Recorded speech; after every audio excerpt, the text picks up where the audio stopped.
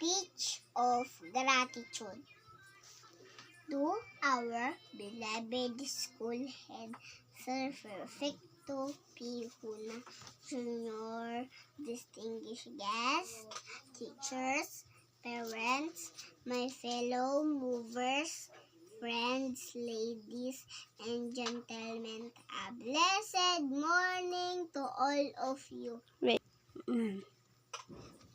On behalf of the kindergarten movers for this academic year 2023-2024, I would like to thank you all for coming today to celebrate this memorable event, our moving up ceremony.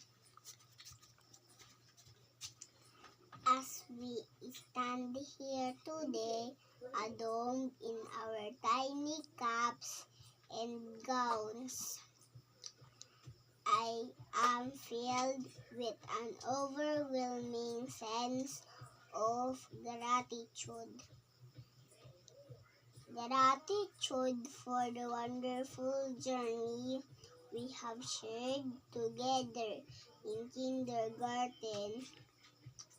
Kindergarten days were very exciting and challenging.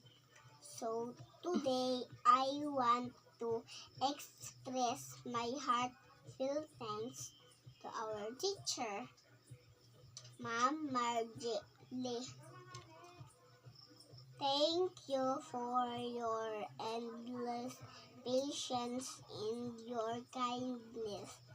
You have not only taught us our ABCs and 1, 2, 3s, but you also nurtured our curiosity and creativity.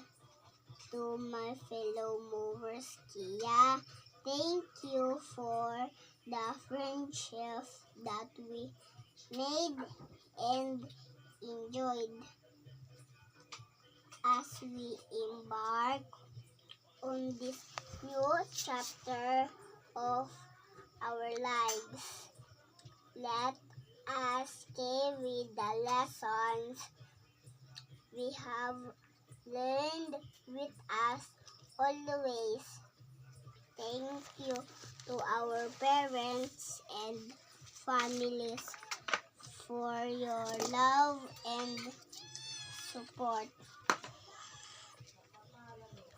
We are grateful for all the sacrifices you have made.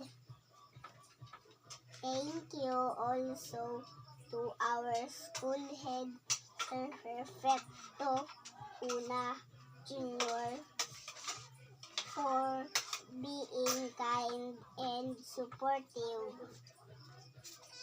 And most especially, I would like to thank God for giving me wisdom and strength.